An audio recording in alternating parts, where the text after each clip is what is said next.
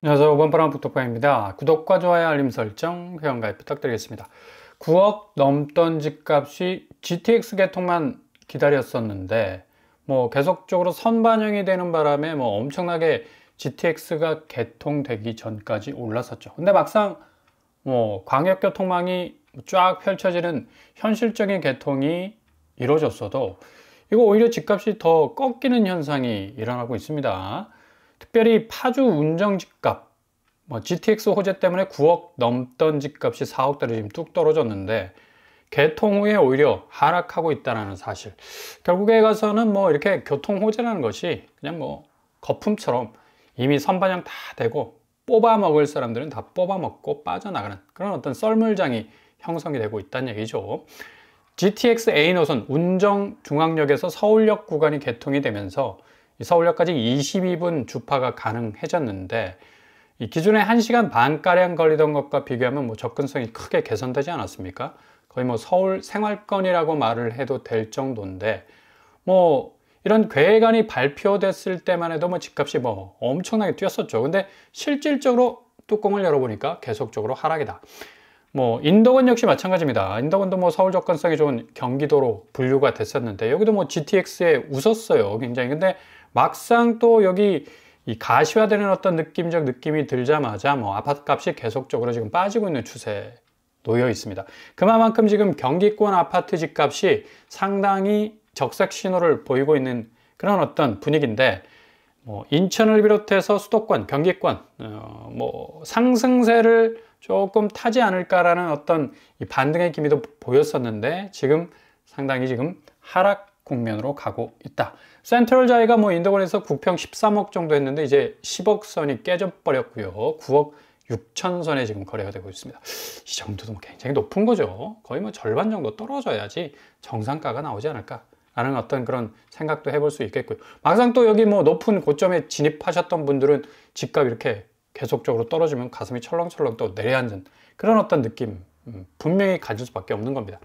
이런 상황이 이렇게 부동산 전체적인 어떤 침체기가 오면서 살짝 좀 이 부동산 부양을 위한 어떤 움직임이 보였었는데요. 토제 해제 후에 강남, 이 중요한 게 호가, 빨간 줄 쫙 끌 수가 있죠. 이 포인트가 있습니다. 호가만 올렸습니다.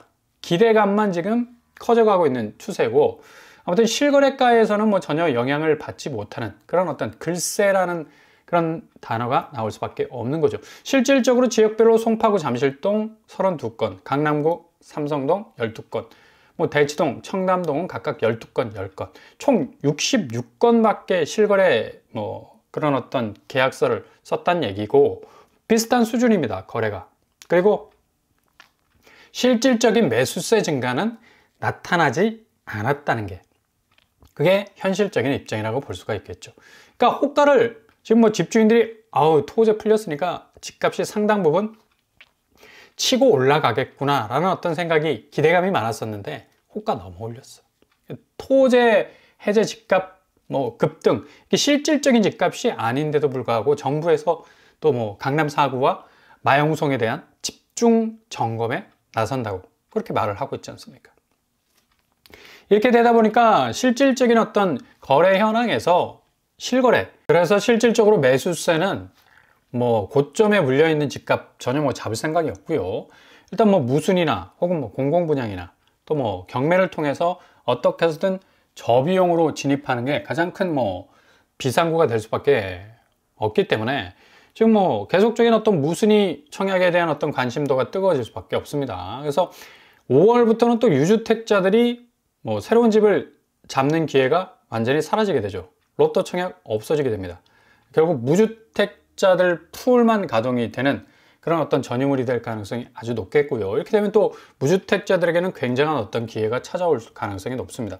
이런 이유 때문에 북수원자의 렉스비아 어제 마감했었는데 거의 16만 명이나 청약을 지원을 하는 그런 어떤 결과가 나왔고요. 지금 계속적으로 쏟아지고 있는 8차야 8차 에비뉴 청결은 그만큼 지금 잔여 물량 털어내기 위해서 몸부림을 치고 있는데 그래도 쏠쏠하게 경쟁률이 계속해서 나와요. 중간에 좀 중도 하차하는 사람들이 있어서 잔여 물량 털어내기가 좀 어려운 부분이 있겠지만 평택 고덕 국제 신도시 호반 서민 역시도 나름 경쟁률이 좋았다. 뭐 여기도 평택 집값이 계속적으로 지금 내려가는 추세임에도 불구하고, 그럼에도 불구하고 분양가가 지금 나오는 분양가에 비해서는 좀 싸다라는 인식이 있기 때문에 이렇게 무순위에 지금 몰리고 있는 겁니다. 초반에 말씀드린 파주 운정 GTX 호재 뭐 엄청날 줄로 생각했는데 막상 뚜껑 열어보니까 뭐 완전히 거품이 다 빠졌다. 그럼에도 불구하고 경남 안호스빌 한 세대 무순위도 뭐 굉장한 어떤 경쟁률을 기록하고 있는 걸 볼 수가 있죠. 서울 강동구 그란츠 리버파크 역시도 뭐 엄청나게 비싼 분양가임에도 불구하고 뭐 오늘이 굉장히 싸다. 오늘만 뭐 잘 넘기면 이후에 이 집을 잡기만 하면 다시 올라갈 것이다 라는 또 이상한 또 기대감이 있기 때문에 경쟁률이 그래도 84제곱에서 두 자릿수를 찍는 그런 경쟁률이 계속 나오고 있는 거죠. 그만큼 지금 무순위 이 청약에 대한 이 관심도가 굉장히 높아질 수밖에 없는 게, 지금 현재 신축에서 나오는 모든 분양가들이 어마무시 굉장한 어떤 이 고부가가치의 어떤 거품이 가득하게 끼어있는 그런 어떤 단가를 내놓기 때문에 뭐 선뜻 진입하기 어려운 그런 상황이란 얘기죠. 이렇게 되다 보니까 뭐 최근에 공공분양에 대한 또 관심도 커질 수밖에 없겠고, 성동구치소 부지 뭐 어제 아주 중요한 또 발표도 했고요.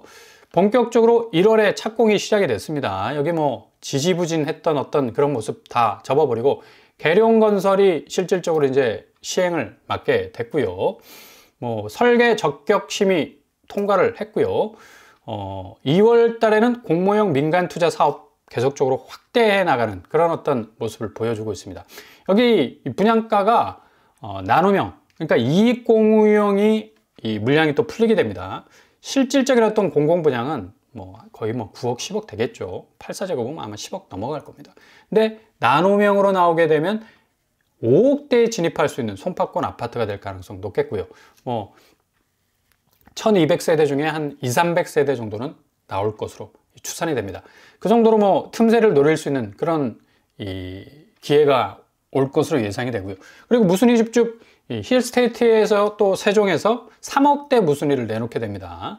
힐스테이트 세종 리버파크, 여기 뭐 지난번에 나왔을 때는 84제곱 3억 2천, 그리고 3억대로 나왔었는데 이번에도 뭐 단일 평수이기 때문에 84제곱에서 나오게 됩니다.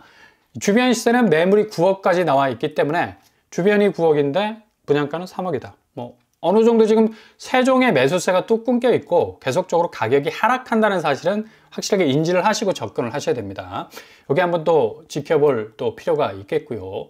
그만큼 지금 사람들이 최근에 나오는 신축은 손절, 그리고 고점에 물려있는 구축은 아예 쳐다보지도 않습니다. 구축은 어차피 떨어질 거라는 그런 인식을 갖고 있기 때문에, 그래서 대부분의 이 자본들이 가계대출 지금 폭증한다고 그러지 않습니까? 지금 시중은행에서 기준금리 내려가는 탓에 가산금리도 내리고 전체적으로 이 대출금리 자체를 내리고 있는데, 여기에 맞물려서 계속해서 대출이 지금 폭증하고 있고요. 실질적으로는 집을 사기 위한 대출보다는 금융시장으로 우회하기 위한 또 대출도 굉장히 많아요.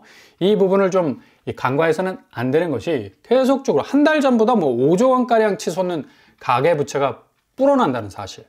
뭐 고스란히 지금 미국 증시가 반영해주고 있지 않습니까? 다우와 나스닥과 S&P 500이 뭐 거의 뭐 떡실신할 정도로 폭락을 거듭을 했었는데 지금 살짝 지금 회복세를 보여가고 있고요.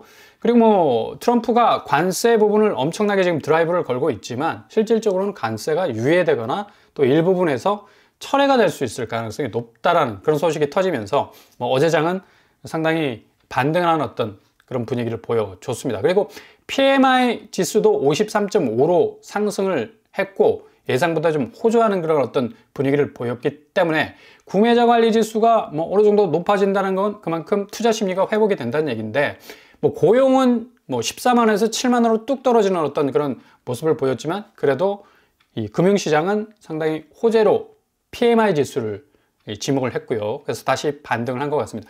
비트코인 역시도 가상화폐 시장이 뭐 거의 뭐 떡상으로 가는 거 아닌가라는 어떤 예상과는 달리 트럼프 집권 이후에 굉장히 지금 내리막길을 가고 있는데, 이 가상자산 서밋이 3월 7일 날 일어나게 되죠. 이렇게 되면 다시 뭔가 붐업할 수 있는 그런 이 두 날개, 주식시장과 가상화폐 시장.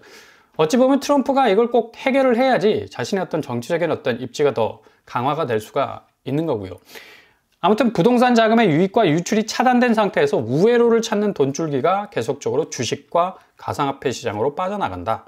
결국 지금 미국이 어떻게 하느냐에 달려 있는데, 관세를 무리하게 계속적으로 밀어붙이게 된다면 미국은 결국 1900년도에 대공황은 주식 폭락에서부터 시작됐습니다. 결국 관세가 직격하게 되는 주식시장과 가상화폐 시장의 붕괴는 미국의 엄청난 경제적 대공황을 불러올 수도 있어요. 자칫 벼랑 끝이 될 수도 있는데, 과연 트럼프가 이걸 가만히 보고만 있을 것인가.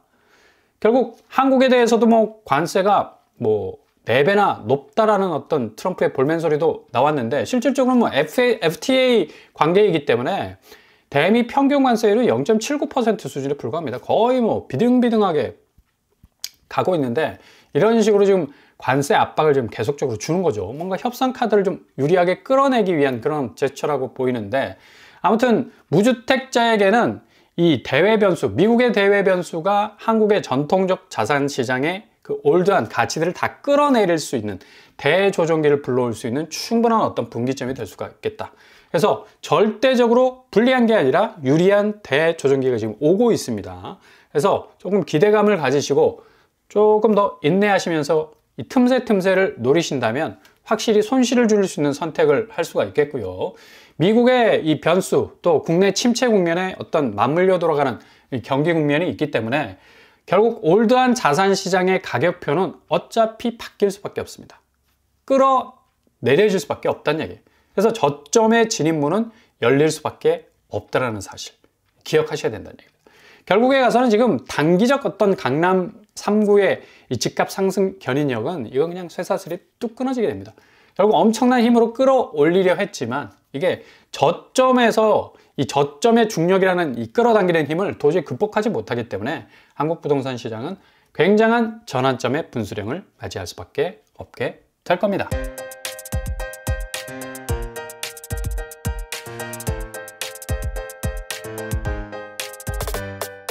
오늘의 부동산 캐릭터처 역시 지금 부동산 시장 확실히 이 대미 변수에 취약한 부분을 가지고 있습니다. 아무리 국내적인 어떤 여러 가지 호재를 결착해서 집값을 끌어올리는 어떤 분위기, 이거 굉장히 단기적으로 끝날 가능성 높고요. 아무튼 무주택자에게는 절대적으로 유리한 기회가 찾아올 것으로 보이고요. 틈새 나오는 공공분양과 무순위 줍줍 잘 지켜보시면서 그때 잘 대응하신다면 절대로 손실 보는 일 없을 겁니다. 무주택자와 1주택자에게는 새로운 집을 마련하거나 혹은 새로운 집으로 환승하기 위한 아주 절호의 기회들이 많이 찾아올 것으로 보입니다. 오늘도 응원합니다. 항상 여러분의 길이 꽃길만 되실 수 있길 바랍니다. 자, 오빠보라 복덕방을 마치겠습니다. 구독과 좋아요 부탁드립니다. 감사합니다.